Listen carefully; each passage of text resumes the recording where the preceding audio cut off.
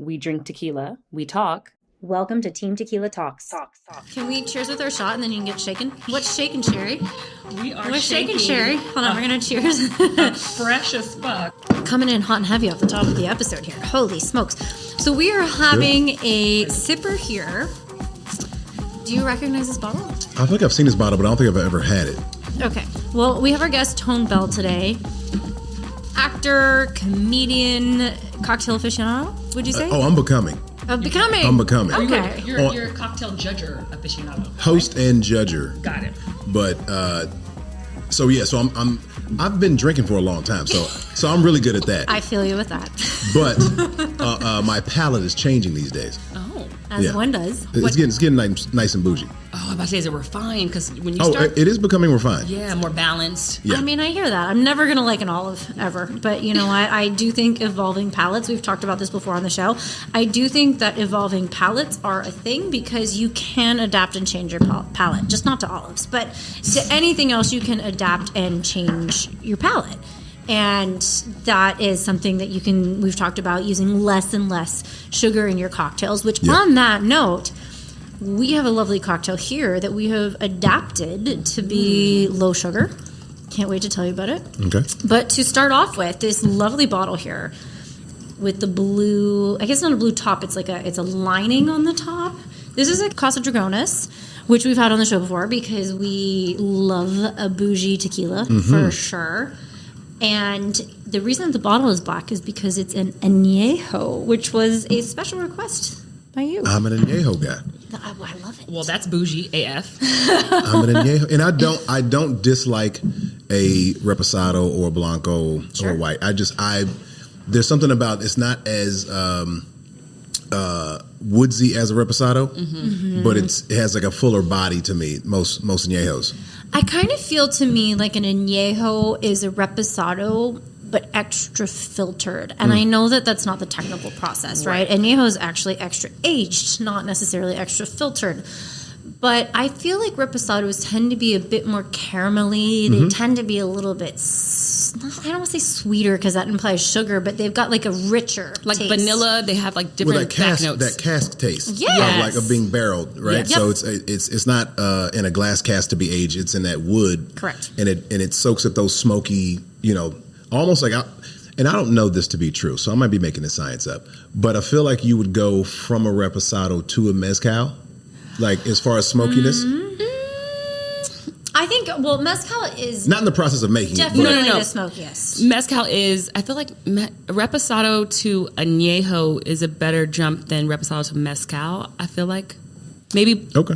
I just think that less about smoky, but more about going from Reposado to Añejo. The Añejo seems like a more refined version of a Reposado. Yeah. It's like they took all of it's almost like when you have a tea and then you remove the tea bag, right? Like it's So it's not as stiff, it's not as spicy. Because the notes in a Reposado, it is cleaner. Yeah. Yeah. But it has all of the complexity of a Reposado, but it doesn't necessarily have the leftover richness. Are we getting very specific here? Nope, feel like I agree. We're getting very, he's bougie as fuck now. So I am bougie as fuck. Now we have to talk about his refined palate because you host Drink Masters on Netflix. I do host Drink Masters on Netflix. Which I love it when my friends are like, have you guys seen this show called Drink Masters? Can I keep sipping this, by the way? You absolutely can. It's yours. And we have that blood orange because it's peak blood orange season, just in case you need a little something. Right. You don't usually need a chaser with an Añejo, especially one of this quality. But if you just need a little something to clear your palate, because we do have an amazing cocktail for you. You said you're bougie as fuck. Well, we have a fresh as fuck cocktail for you. I love it. I'm telling you, I love a cocktail in a coupe glass. Because you're bougie. I'm bougie. well, how much have you learned on Drink Masters? I feel like me and Cassandra would probably, I feel like, be really good. I think being a taste tester is probably one of the best jobs in the world when it comes to like food and bev. Yeah. And I think when you're on a show like Drink Masters, you're with some of them like master mixologists. Yeah. Like they're at the top By of the top. definition, it's called masters. Yeah. Well, I mean, all the bartenders, mixologists on the show have been through all the the competitions that we don't really see, right? The untelevised, like the world class, the speed rail, their own community of they already knew each other because they've been competing against each other for years. So when they walk into the room and kind of stuff you don't see is they're like, oh, that motherfucker here. Like we've had a couple of world class bartenders on our show. We've had Rob Floyd and Adam. I'm going to say this. Fournier. He was the number one bartender in the world in 2021. I've heard his name. I haven't met him yet. So he's designed like the number one NA program in the world, which is very big right now. Great. It's huge. And also, we were just talking today at lunch about, listen, we love tequila, but we like the experience of tequila. It's not about like, let's get fucked up like in college, right? It's not about that. It is about wanting to have a lovely bougie beverage in a bougie ass glass and want to enjoy that with still being able to wake up the next day and enjoy your day. You also feel different, right? I mean, like the better quality it is, the better ingredients. I sound like that whatever commercial that was in the 90s, but it's you really do appreciate the cocktail more, right? 100%. I mean, because me watching them in the lab, right, and then watching them build from scratch. Oh yeah. Of the syrups and the Maros and the. I mean, I watched one of the cats on the show make a gin. He didn't have the kind of gin like a bathtub gin, like some moonshine. Took the juniper, took a vodka, infused, got extra herbs and spices in there, and made the complex gin that he needed for the cocktail that he was trying to get to. Oh shit! And so you watch that and you go, oh, I have to appreciate this cocktail a little more than because that's something. If it's passed around on a tray and you grab it and you sip it, you go, I don't know if I like this. Watching the process of it, you go, I appreciate the process. Now I understand why it tastes like this. So do you think the knowledge, so you know how they say food presentation is like big on, if people see a pretty plate, the food tastes better? Mm-hmm. Do you think that's the same when because I'm not a big gin girl. I do like if it's going to be like mixology gin where they infuse all the different things. Yes, sign me up. But if someone's like a gin and tonic, I'm like, no, thank you. Like, I don't drink gin straight. I'm not into it.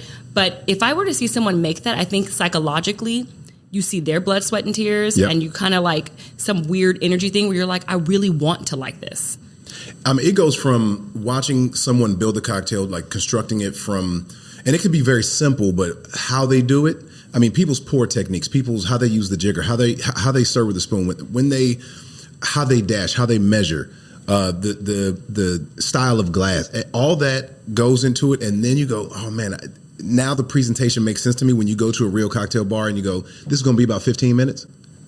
It makes more sense when they go, oh man, that spray of absinthe at the end. That's my favorite way to drink. I am not a drink to get drunk girl.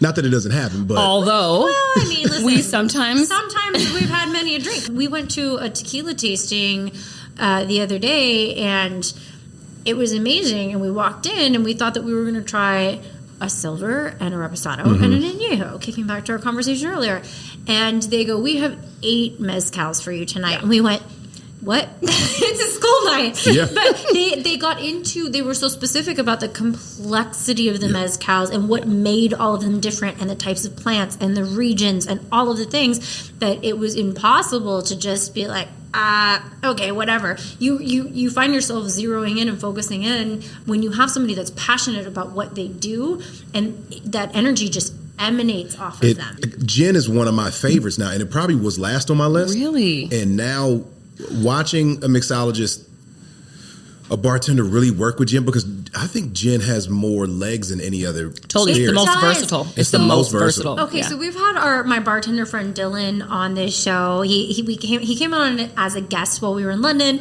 and then he did this insane one of a kind eggnog in January. It was insane. And the interesting thing about it is I got to know him by going and sitting at his bar, because he worked at the restaurant underneath my apartment. Okay. And I would go and I would sit and chat with him, because my husband would be on set, and he'd go, oh, I think I'm going to be there in about 30, but we're on the last take. But you know how it goes. Sometimes the last take is not the last take. Yeah. Right? So I would go sit and I'd chat with my friend Dylan, and that's how we became friends. And I would go to him and say, make me whatever. I just don't like vodka. And he'd go, okay, what kind of day have you had? And I'm like, are you cocktail psychology? Therapy. me? That's like, called therapy. What's happening? And he's like, So good. and I'm oversimplifying here because he'd say like, oh, do you want an upper? Do you want a downer? Et cetera, et cetera. And it's not even that. He would say like, are you feeling passionate? Have you felt angry today? Are you excited? Are you tired? Are you? And he'd go, okay, I got something for you. And then he would make me a cocktail, and I'd say probably 80% of the time it was gin. And finally I go, why are you serving so much gin? And he goes, because it is the most versatile spirit. It can handle so much. And if you find someone that knows how to work with gin, they can mold it to whatever they need it to be. You can use a gin to make it feel like that glass of wine you might want, that glass of scotch you might want, that fruity tropical, I'm on vacation feel. I mean, and I don't think a lot of other spirits, I mean, I'm sure there are, but I think gin, like you just said, gin has just the capacity to hold down a lot of flavors and still give you the body of I mean, I'm making, like, my favorite drink right now to make at home, and just to kind of, and actually it's my test for mixologist, bartender, especially when I walk into a spot now, of course, like people in the world kind of, know me. Yeah. And I throw a Martinez out there first. Like that's my first. I think I had a couple of those when you were in New York. And it was like I threw a Martinez out there, and when a bartender that goes, man, I ain't made a Martinez in a minute, but I'll be right back. But they know what they're doing. But they know what it is. And then when somebody has to look it up, and then they go, oh man, it's been a long time since I made one of these. And they go, oh, I can't wait to make this. But when somebody goes, oh, I can't believe this dude's asking for, I go, never mind. Never mind. I'm good. I don't want it. And to piggyback on that, I do think like gin, I don't know if you sip gin. I think gin is the best mixed. Oh, yeah. I would never drink sipping gin, which is like tequila, you can sip and or mix. I don't know. You can sip gin. Tell me a gin. What brand? Gin by itself tastes like you took a mushroom trip through the forest. There are a couple that I've had in a few last few months that I'm a big fan of. And I guess Hendrix was one that stood out in the last few years. Yes, that's the most. And I'm not a huge Hendrix fan, but I do like it. But they're, the gray whale and kind of the derivatives of those, like that family. And when they really get to more juniper forward, when you get to like this, the herbs and the spices, that's that botanical taste. When you get to those botanicals and they really kind of turn it up a notch. I mean, because even I want to say Sky has a new one out that's doing really well, because I mean it is like Sky Vodka. Yeah, it smells to me like gin. It smells by itself. It smells like you walked into a flower shop, right? Sure, I just don't love that smell. Me neither. Yeah. But when you have it in a cocktail, I learned to love it, and to say as what you were saying before, what I learned from my stool sessions with Barstool. Oh my God, that sounded bad. I was really going to let that go. I was like, going to let that go. By sessions sitting on a bar stool with Dylan. I was kind of looking at you like, does she say this all the time? Because Nope. If this is what you call them, then okay. Nope. Stool sessions. We can start call that. Stool sessions. So what I really learned was, if you want to get a good measure of a bartender, ask them for their best gin cocktail. Yeah. And see what they come up with. Don't necessarily pick something off the menu, but just say, hey, make me something with gin, because gin is so adaptable. And there's nothing better than someone that's behind the bar when it's not busy and they have time. Yes. At a cocktail bar, when you go. That's why I would go early with Dylan. Is I go sit down there like that 5:30. Yeah, when that the 5:30 restaurant is opening, and they're when not they want to busy make yet. a cocktail, and it's not just crushable, quick. Yes. It's not about the volume. And they're fresh, and they're fresh faced. They just got in. They're feeling inspired. It's like, I feel like I get my nails done the first appointment on a 9 a.m. because I feel like she's the best. The ideas are flowing. She's not worn out. She's not worn out. So we're talking fresh. We're talking fresh. She said something fresh. Otherwise, I said fresh. So this is our fresh as fuck Anejo Sidecar. Oh yeah. Yeah. Okay. So take a sip. I would prefer Take if you. a moment. I would prefer you sip a little of the sugar on the rim. Just a hint. Just a hint. We're going to get into how it's not We're gonna real get. sugar. It's not real sugar. Because this lovely cocktail is also low sugar. Oh my gosh. The You're taking a long time. is on. I know I'm The sweating. pressure's on. Don't judge us. Oh my No, God. that's nice. That's nice. Our fault is we let it sit just a little too long. We did. I So- know. Well, with it, why don't we put one ice cube in it? So it's It should be cold. But let's pop one ice cube. So what would you? We did let it sit because we were sipping on our. We Casa did. Dragones. So what would you rank us on a scale of 1 to 10? Oh my God! Don't ask the taste Flavor? masters host that. Flavor. Oh I want the profile. I want flavor. I want depth. God, Sherry. I want body. I would say that the taste is great because it's not. I mean, it's boozy. Mm-hmm. It's for sure boozy, but it's also doesn't hit you in your face boozy. The citrus is layered in there, so you don't. It's not overpowering like it's a punch. Right. Right. You still taste añejo. It's not just like, oh, that's tequila. Right. That sweetness is there. What else is? What else It's is in just so it's basically añejo, fresh squeezed lime, a little bit of Grand Marnier, She Sure. means lemon. fresh squeezed lemon juice, fresh as fuck lemon juice, Okay, so I'm going to give you the backstory. and Grand here. Marnier. I'm going to give you the backstory. There was something there that was like. It's the Grand Marnier. Yeah. It's kind of tucked So a little bit. Here's the backstory on this cocktail. So when we asked you what you wanted, you said you wanted an añejo and to make a cocktail with it. And I go, I don't know, man. We don't usually make cocktails with. I don't like to mess with an añejo. With the good a shit. Good añejo is a sipper. We don't really make cocktails with it. And Sherry goes, I really want to do this sidecar situation. Mm-hmm. And for anybody who doesn't know the story of a sidecar, I think it's a very British drink, and it was designed for people that rode in sidecars and motorcycles. To drink and drive. Yeah. Well, no, they're in the sidecars. They're not driving. That's the point. And it was sort of like the 1920s, 30s, 40s beverage of the traveling sidecar. You'd roll up to a bar, take your helmet and your goggles off, and be like, give me that sidecar. True story. So anyway, we look at this sidecar. We go, all right, we're going to make a bougie and Yeah, do a riff on the sidecar. Yeah. Yeah. But what you want to do is, like, we don't want to mess with this beautiful Dragones. Right. Anejo. So originally it is made with triple sec. And we go, how can we cut the sugar, up the booze, and make it bougie? Yeah. Yeah. And so we swapped out triple sec for Grand Marnier. But grandma's like a very boozy liqueur. It Yes. is. Right, so I mean, and So- it's It's not like thick, and it doesn't yeah. take over. It won't overpower a. So triple sec is only going to be about 40 to 60% proof, depending yeah. on the brand that you get. Whereas Grand Marnier is going to be 80. So it's a little bit boozier. Also, it has half the sugar of triple Well, so sec.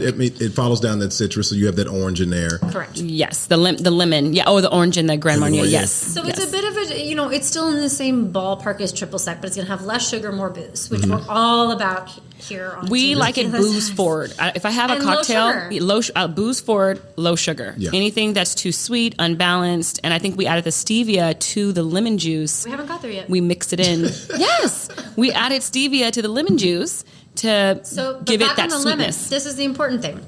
The reason we're calling it the fresh as fuck sidecar is because these lemons came off of the tree mere hours ago. You can see the greens that Mere are still hours ago? So don't we get an extra point for that? I We mean, do. So y'all out here picking lemons. I'm very proud of y'all. this is legit. You're not can going to find can that you in squeeze Whole stuff in Foods. public still? Yeah. Ooh, you know what? You have to do it like that. I don't. gotta do it like that. I can't honk. No, I think it's more of a grip these days. So Yeah. the thing is, and here's why this is important. People talk all the time about I've made spaghetti and I use the jarred stuff and it's not very good. Whereas I go to my nonas or my grandmas and it tastes so much better. It's because your grandma's going and buying fresh ass tomatoes, right? And this is the same thing here because the second that you pick produce off of a plant, it by the second is losing the power of its minerals and vitamins, right? This is pure earth right here.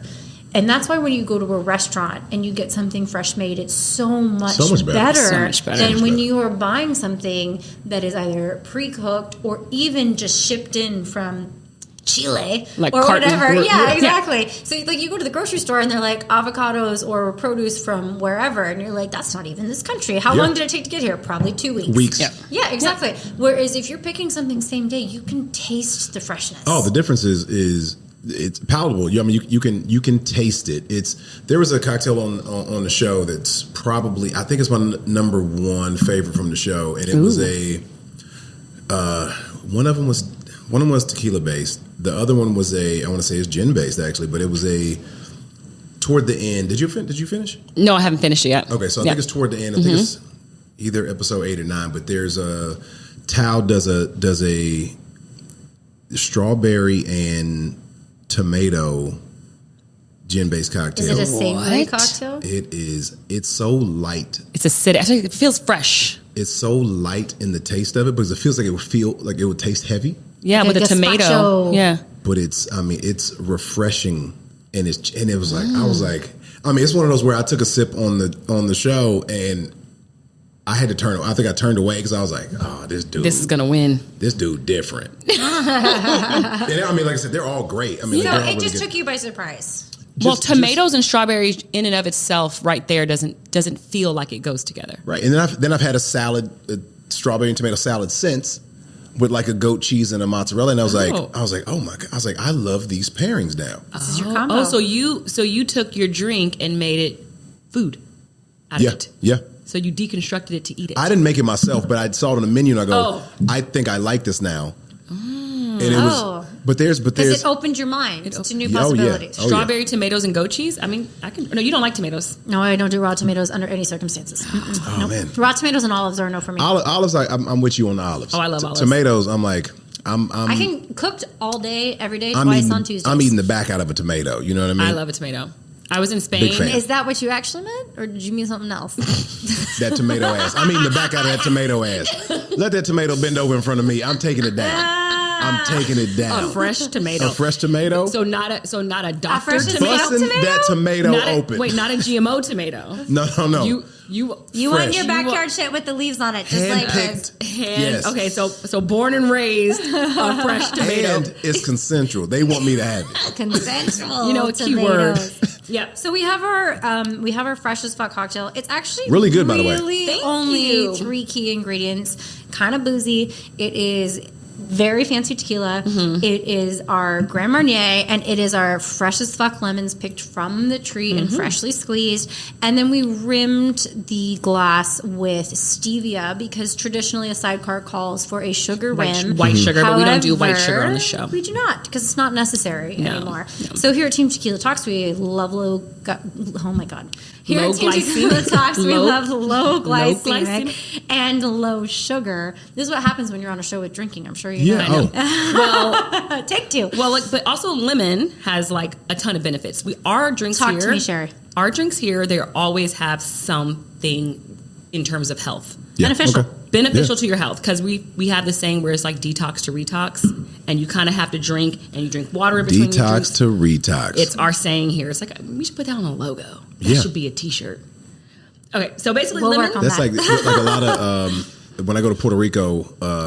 You met Rojo before. Yeah. A lot of and I'm gonna say Puerto Ricans, which sounds weird to say, but we are in Puerto Rico, so they're Puerto Ricans. They right? are Puerto Ricans. So a lot of Puerto Ricans will do Dewar's, right? Dewar's What is Scotch that? with Dewar's Scotch. I always thought it was Dewars. You can say that. People would know what you was talking about. Dewars? Yeah, thank you. They would know. I don't even know what I would say. DEWAR. Yeah, Dewars. Dewars, Yeah, uh-huh. that makes sense. That makes sense to me. I mean, they're gonna be like, she's never had this before, but I have had it before, but no one's given me a pronunciation she's lesson. a noob. She's a noob. Dewar's, but they'll do. Well, they introduced it to me, but it's Dewar's and coconut water, Yeah. and so it's detox or retox. It's detox, and Okay. so basically, lemon benefits really quick: support heart health, helps control your weight, prevents kidney stones, protects against anemia, reduce cancer risk, and improve digestion. So when you're drinking this drink, the lemon is forward. I mean, we have about 6 lemons in there. Yeah. Yeah, and we fresh squeezed it, but Fresh you as get, fuck lemons. it's punched, but you get the benefits. And I feel like lemon sometimes can make your mouth a little. You know what I'm talking about? Yeah. Dry. Yep. So then you have that, drink your water, have another one, drink some more water. Well, it's have also another like one. that grandma cuts it well. Mm-hmm. The grandma really cuts it well, and also because añejo's already, with this añejo especially, is already very, very smooth. Even that sipper was. I got a little more of that. I'm gonna Yeah. do that. Mm-hmm. Well, I'll also say that we juiced the lemon and we go, oh, is it going to be too tart? Lemon is really tart. And we took a sip of it. We go, oh, that's actually not so bad. It was because really sweet. I think because it comes off the tree, you're talking about pre or peak optimal ripeness, and I think it becomes tart when it's overripe. Yeah. Mm-hmm. Right? That's why Meyer lemons are in the same ballpark as oranges because Yeah, they're so so sweet. And so this is, I think we just hit it at the right. I actually picked a few different ripe. You can see that one right there has a little bit of green yeah. on it, and this one's still on the branch. And then I picked up a couple that had like One had a vagina. that were weighing down on the plant, like clearly ready to fall. And one had a vagina. You brought one with a vagina. Yeah, She did. Imperfect produce. It looked like a vagina, or it had a vagina. It was clit. It was like It was what? It was cut. It was cut where there was like a clitoral something. Speaking of vagina, Ooh, love month. it's love month. It's love month. And Love you know month. what? Sherry and I were talking about this. I We know. all got opinions. We all have I know you do opinions. too, Tone. Valentine's Day. Bullshit or not? Yay or nay? I think it's bullshit, but I understand. We've had these talks. You have opinions. We got real close real quick. Yeah. A couple weeks we had some good talks though. I think it's bullshit, but I get it. I mean, it's like anything else. Valentine's Day to me is the same way people stand in line for Jordans. Or breakfast. It's like, I always say hey that man, if people- you're gonna be addicted to a thing so other people can say they're happy for you, then fine. But I guarantee that I've gotten you something on a random day that means way more than 100%. This little shit for some commercial day. So 100%. that's my opinion. But if I can just get you something so we don't have to argue about it Well, later. see, that's what I don't like about it. A lot of my girlfriends, husbands, like when they're like, Valentine's Day, I need the red carpet rolled out, I need this and I need that. And I'm like, if he does it throughout the year, Yep. and I'm a little princess for sure. And my family calls me little princess because my husband's like, oh, I got you this shirt, or I picked up some yoga pants for you. Like love language. My ooh, got me some New Balances. I'm like, he's like, these are going to be dope for you. I think these New Balances are going to look hot on you. And I'm like, thanks. When it comes to the love day, Valentine's Day, me and my daughter make art. We sit down, we paint, we color, we have a nice steak dinner and lobster at home because I'm not going to go pay for that. Marked up at a restaurant sitting next to everyone who doesn't love each other. And I know I'm going to get hate on this, but I do not think you need a restaurant on Valentine's Day to show you love someone. Or flowers. Flowers die. I'm like, because I do most of the cooking in my house. Now, I will say that my gift would be, matter of fact, I will do the dishes too. Because I don't do dishes around that house. Well, if you cook, I think there's a rule. If you cook, you shouldn't have to do dishes. Exactly. And that's most days. I agree. That's most days. I enjoy cooking, so I do most of the cooking. And so I don't do dishes. I agree. But on Valentine's Day, it's like, guess what?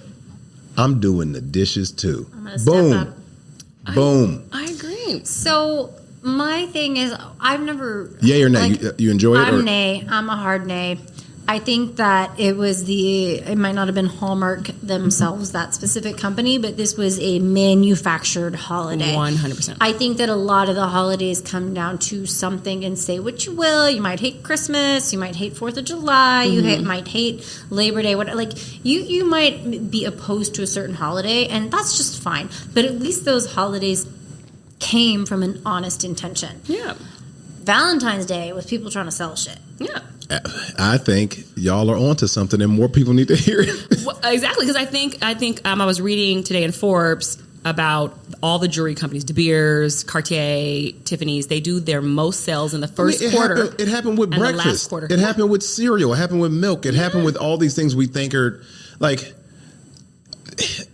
It's Don't you talk dirty to us with nutrition? I know. It's happened with everything. So like it's such a like you said, marketing ploy, and that we fall for and believe or whatever. It absolutely. So I would prefer to go, especially like, let's look at natural gas prices right now. How about we not go to dinner and knock out egg prices, girl, these egg prices. Hey, I'll buy you 3 dozen eggs right now to cover up. That's for more the expensive Valentine's than a Day. bouquet of That flowers. is. Oh my God! Like it is.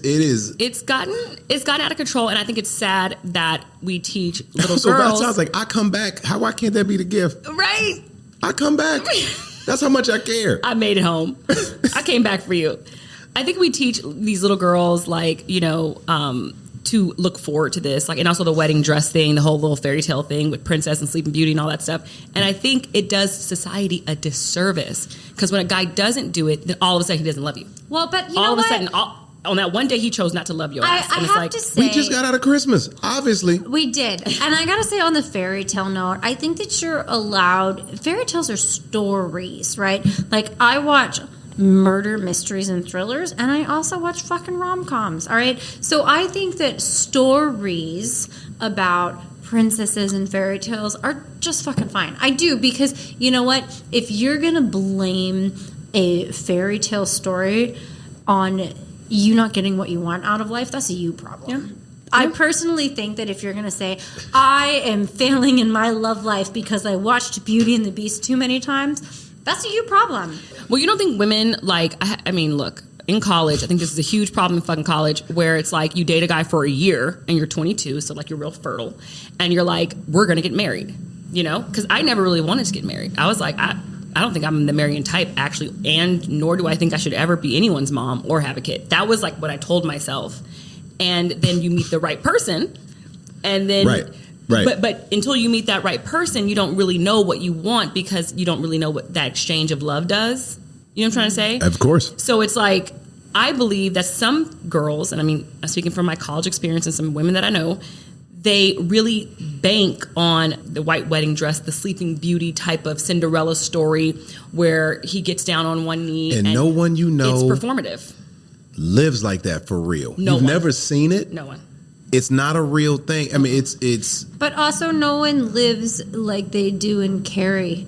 Think about the pig's blood dumped on a girl's head. They're called stories. Well, we for a actually reason, live in because 2023. That could possibly. Oh my God, Sherry, no. I listen to a lot of podcasts. My point is, just let me say that with stories, and I keep emphasizing this word for a reason, is stories take you out of your reality. They take you out of this dimension, right? You even look at a story like an animated series. Like, think about The Simpsons, which is one of the longest, possibly the longest running series in television.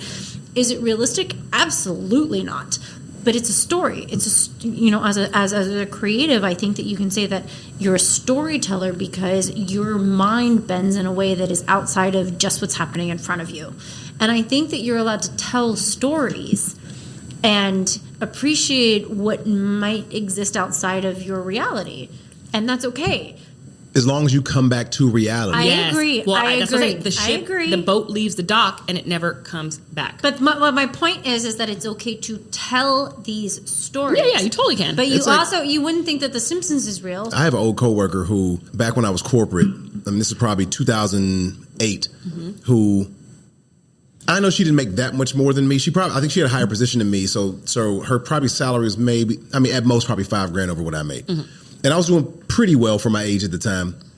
And her ring at the time, and this was bananas, because I mean, I can't imagine that her and her husband were bringing in more than $150 at the time. Her ring was like $26,000, right? But the wedding was $50,000. Yeah, see, no. But also, y'all got like $80,000 in debt. Right. And I go, this stupid. Facts. What's love? Love is like, yo, let's get this debt out the way first, then we can go live. See, that's the realistic Disney story. That's the realistic Disney. I bet you I'd pay to go see that. I'd pay for that. I'd pay for that. As Cassandra's into her stories. No, I'm just saying, like, listen, and this is why we got a podcast, so we can have opposing opinions on this shit. Yep. I don't think that you should get carried away by these fantasies and by these fairy tales. But I do think, as a responsible and mature human, you should be able to discern between what's a story and what is real life. Because if I read a thriller, aren't crazy to me now. Which one? The numbers I just named aren't crazy to me now. Like, those numbers are fine now. Like, couldn't hurt me, right? But could you imagine? But I'm talking about 2007. I'm talking about two people who go, y'all can't afford this. Yeah, I had friends who go in debt for their wedding, for sure. But what if I told you, like, oh my gosh, I read this murder thriller about stabbing a bunch of people, and I was like, well, I read it in a book, so I'm going to go stab a bunch of people, and it's fine because I read it in a book. No, that's not realistic. You got to separate the two. That's what I'm saying. So you're allowed to have an element of escapism with storytelling. Of course. So if people are telling fairy tales, you can go, man, I just wish life was this way. It's not. Right? You can also, on the opposite side of that, be like, I wish life was this way. I could murder my ex and stab him and his current girlfriend. Like, you could say that. Yeah. But, like, you can't do that in real life. And I think that you almost can't say it anymore, by the way. No, you can't. No, that is a fucking threat. The differentiation between storytelling and real life and your your boundaries and your interpretation is on you and what's going on in your head. If you actually expect a fucking fairy tale and Prince Charming to come save you, or you think you can go stab your ex with no problems, that's a you problem. is what I'm saying. Yeah, I agree. I agree. I think so, and I think the you problem. This is my thing about the you problem. Everyone with the them problem. Look, you, them. Oh fuck! Now I'm getting into pronouns. I don't want to try this fucking water. Basically, a you problem just means it's your fucking problem. But a you problem sometimes becomes a our problem out of the thin air, and I'm like, no, handle your shit. I teach my daughter. Me and my husband, we argue in front of our daughter, and we resolve our problems in front of our daughter. Because I think my parents, they thought if we hid our arguments, then to protect the kids' energy, then like they wouldn't know. We knew everything that was going on. I really want to throw some out in front of both of y'all just to see if we can catch it. No, just like because we got in a big argument about 2 weeks ago. We just resolved it maybe a week ago. Okay, and it was not big arguments, like we were like shouting, no. but just like disagreeing. It got quiet. Oh, you dug your heels in. It got quiet, and I was like, but I don't know if she's ready for me to talk about this yet. So, I don't know if because I'll put stuff on stage and on podcasts, like, and she can't defend herself, so I don't know if it's fair. So maybe off air, I'll ask y'all about this. We'll have her on next week. It's fine. To litigate. Oh, she'd unload. Can't wait. No, what'd she drink? I know, right? I mean, but ballpark it. Just ballpark it. Oh man, it's layered. But, it's layered. It's the best kind of problem. I know. But I will say this. There's a wedding coming up that we're supposed to go to. Mm-hmm. But we got the house. We just talked about the houses, and we're doing we're dropping about $100,000 on some stuff for the house, renos and stuff. Yeah. And I go, I don't think it's worth me going to this wedding at the end of March. I don't know none of these people. You kind of don't really know them either. So this is a flight, a rental car, a hotel. Oh, a flight. Oh, it's not even in your neighborhood? Those destination weddings. So I'm like, pricey. this we gonna spend $4,000 or $5,000 going to this wedding, and I got some stuff we need to do. We out here looking at countertops. Right. We got floors. Expensive. We got backsplashes.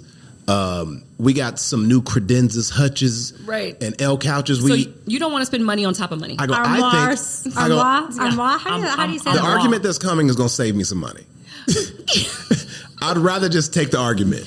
You rather just to you, this is always what I say. What is your time worth? Yeah. Right? Like, what is your time worth? Is it worth fighting with your credit card company or the subscription service to get $4.95 back? Probably not. But for you, you're like, no, this is fucking worth my time. And if we're gonna spend that kind of money, it needs to be about us. Well, a couple's vacation, I think. I think. Look, this is my things about destination weddings, and I'm saying this fully planning me and my husband's 10-year anniversary. So. Shit, am I invited? Yes, you may have to say you're a hypocrite, Sherry, but destination weddings, people should, I think, pay for the majority of the travel. Now, I say this about the plan my shit. People like guests. You mean guests? I think guests should pay? No, I think the people throwing it. Oh. If you want people to come and witness your vows, you should. I got the rooms, just get here. Yes. There has to be a caveat. Okay. Because you're asking for their time. I think we just had go ahead. I'm sorry. I've never heard of this actually happening. Well, so I've been to 3 of those. I've been to 3 of those where there's like, look, we have airplane vouchers where they're all coach, but if you want to upgrade, use your points, blah, blah, blah. And or you get your hotel room, or vice versa, where you get your hotel room. You get the flight, and then we have these rooms available. They're just regular suites. If you want to upgrade, that's on you. But this is what we're able to provide, so you can witness something stress free. How about this? I'm with you, but I'm just throwing something out there. Okay, all right. Throw it. Same concept. So we going to Hawaii. Okay. We going to Maui. Hawaii. We're going to Maui. Let's go. Are we invited? Yeah, an island, right? You invited. Okay, it's a wedding. It's our marriage, and y'all are both invited. Bring the hubs. Okay. Love it. Now, not only do you have to pay for your own flight and hotel, but I'm giving you a gift card, so all your food and or shopping can be taken care of. What do you mean shopping? It's a visa. It's a visa. It's a. How much is on the visa? At least $750. Okay, so you cannot buy a Gucci bag. You're not leaving no Gucci bag at my wedding. Right. But you're meaning like your sun bum or your copper tone is covered. But you go to dinner a couple nights, dinner's $300. Okay. Like Maui's expensive. Maui is pretty fucking expensive. So $750 is like my breakfast in Maui. All right, so we got to push it up a little bit. Okay, like $1,500. Now we're talking about like get some food. I can go buy some booze, put it in the room. What happened to getting married in your home fucking town? I know. I got married in courthouse, and I highly fucking recommend it. I actually, You I don't did want to it. say eloped because No, it wasn't a secret. That denotes, Talk yeah. about it. Talk about it. Was it. just you and your husband, right? It was, well, and we had Were you and your boyfriend we who had a became your- friend who got ordained so he could properly marry us, Mm-hmm. and a friend that signed the witness certificate and took photos. So there were just the four of us on a beach. But I hate to say eloped because I feel like eloping Sneaky. Sounds implies sneaky. secrecy. Yeah. And it wasn't a secret because we told people we were doing it. Yeah. So I wouldn't say that was eloping. So that's not we did it on a remote island, but that was not a destination wedding because we didn't expect people to come to us. Right. So I Right. think that I don't know what's your weirdest destination wedding situation? Weirdest? I've only been to fabulous destination weddings. So Really? I've never been to a whacked destination wedding. Okay, I went to one. Tone, while you think about your answer. So I went to one, and I wouldn't say that it was awful. It wasn't, but I will say that it was, I'm sorry. Destination meaning I just had to travel to get there. you had Yes. to. Well, okay, but it doesn't count if it's your hometown because that's like going back home. Okay. This is going to Somewhere else, and other. I don't want to say obscure, but this And is we're not still- talking out of the country. It can be within be the in country. It can be within the country, okay. but like If you took a flight. if you took a And flight paid that's for it. not to your home. Okay. Okay, because All right. home is like traveling home. Yep, Okay. yep. So we went to one, and it was in Montana, and there when we got to the wedding itself, I'm gonna backtrack here on Mm-hmm. the accommodations. But when we got to the wedding itself, there were shuttle buses because this was on a ranch in the middle of nowhere. Think Yellowstone, but Okay. like even more remote. And there's zero cell phone service, and they only had Wi-Fi, and they were only giving the passwords for emergencies because they wanted you to disconnect. And they were vegetarians. Disconnect? And- Vegetarians? Yep, and also they ran out of water. So I was like, guys, I've had a bunch of shit red wine. I think I'm going to get really, like, I'm not going to be in a good place. And then like, yeah, well, like when you get back to your hotel, you can have some water. We ran out because the well is dry here. Like it was very remote. But the interesting thing is, backtracking here, Steve and I check in to this wedding, and it is like a 7 or 8 building town. Like it's very remote, and then we still had to take the shuttle bus an hour plus away. Wow. But we get into this town, and it's this tiny hotel where every room has a theme. So we go to check in, and we're like, yes, hi, we have the geisha suite. And the person checking in goes, well, it better be your goddamn honeymoon because that's the nicest room we have.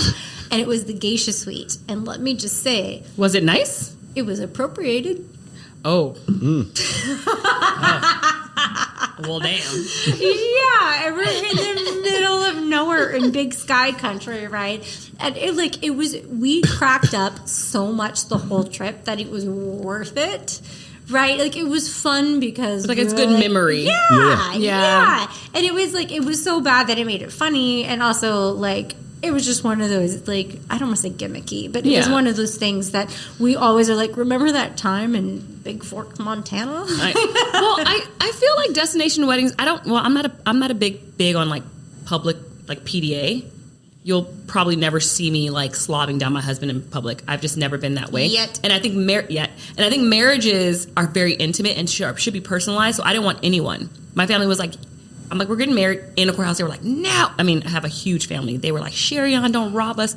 Rob you of what? We want to witness your life. We've been together for like 12 years at this point. You've seen all of it. I've had a baby. Like, you've seen the love actualized in a person. You just motioned your vagina right Well, there. because You just actualized and slid your hand from Like your a back luge. Like a to luge. your leg. that's basically what it was. So, and I feel like I'm uncomfortable when people are like, come to my destination wedding, and like the vows are like 40 minutes on each side. Okay, And so this is I've been waiting to talk about this. Oh, talk about it. Hit us, Tom. So this I moved out here already. So I guess this destination because I had to go back to Dallas. Okay. Okay. Dallas, Fort Worth. I think it's Fort Worth. Oh man, what? Fuck it. If he sees it, whatever. But my college roommate. It was one of the weirdest weddings I've been to, and it was fun. People from college and you growing up and seeing her friends and everybody has like that weird group of friends. Were like, oh, you made it out of this group, but they still got invited to the wedding. Oh, and like, right. These people that you don't hang out with no awkward. more, but you go, oh, that's how you started, but you got out. So we get to the wedding. I mean, 9 groomsmen, 12 bridesmaids.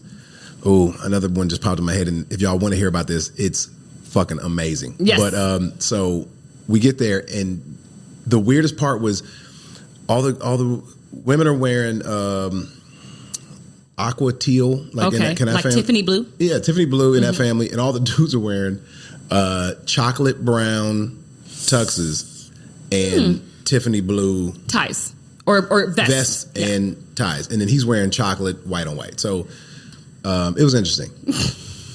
The vows come up, and I promise you, it was the weirdest thing. The vows come, like we get to the vow part, and instead of them, holding hands and reading it or like saying it to each other, they pre-recorded it. Oh, Sherry. They pre-recorded. You understand what I'm saying? So when it was his time, they just pressed play. The DJ hit Staring the button. uncomfortably into each other's eyes, and you're witnessing this gaze. And this shit was like 4 or 5 minutes apiece. So you got 10 minutes of vows, and he's just looking, and he's trying to do the emotions that go along with his words. Is he licking his lips like LL? and it goes hers, and hers a little longer than his. And it was like, I mean, me and my buddy Jeff were like, we're doing our, like, I'm like, the people out here, and I'm like, this is SNL. This is an SNL skit. I could not take it. It was much. It was wildly. Are they still married? Oh, they're doing great. Okay. I will say I have one other They're doing weird great. wedding story, and this was not a destination wedding, but we went to a wedding where I think it was an uncle, someone got ordained to do the ceremony. And you know how everybody stands up when the bride comes down the aisle, and then you say like, oh, yes, thank you for being here. Now, everyone please be seated. He forgot to do that. And so everyone stood up for the entire ceremony. And I'm looking around. Was it long? Was it long? It was so long. Was this a cultural wedding? Was it culture? It was like a 45-minute ceremony. And I was looking around, and I was like, somebody fucked up. Somebody forgot. Well, and I was looking around going, we should be sitting down. If I sit down, will everyone else sit down? And I went, don't do it. Because actually, my daughter was a flower girl in the wedding. I was not in the wedding party, but my daughter was a flower girl, and it was relations to my husband. So I was like, don't be the girl that fucks shit up. That's that one where like if you sit down and then people don't follow you, like, I gotta get back up. Yeah. Right. Yeah. Just adjusting these shoe straps. I feel like weddings, I don't want to say outdated, because I have been to some really great weddings, but I do want to say that if you want to throw a wedding and you don't own a property, it's probably best to put that for your down payment at your house. You're being very Right? specific. I agree. I think that you should. I think Right? you should send a thing out to all of your people and say, "Hey, we got married. Skip the registry because we're both adults. Cash. We're starting a pool for a down payment on our house." Yes. On that note, we gotta get out of here. I know. Oh, do we? Oh man, all right. I know. It goes by so one. fast. It's a fast Mine one. is empty. Hold on. Yeah, I need a little splash or something. Here we go. Or can I just have is there more in that bottle? No, of course there is. There we go. Is it open? Tone Bell, check out Drink Masters And what else? on And you're Netflix. on something else too. I have a new show on Netflix coming out in a few months called Survival of the Thickest. I have a movie coming out called Trigger Warning on Netflix. I have a movie coming out in June or July called Coyote versus Acme.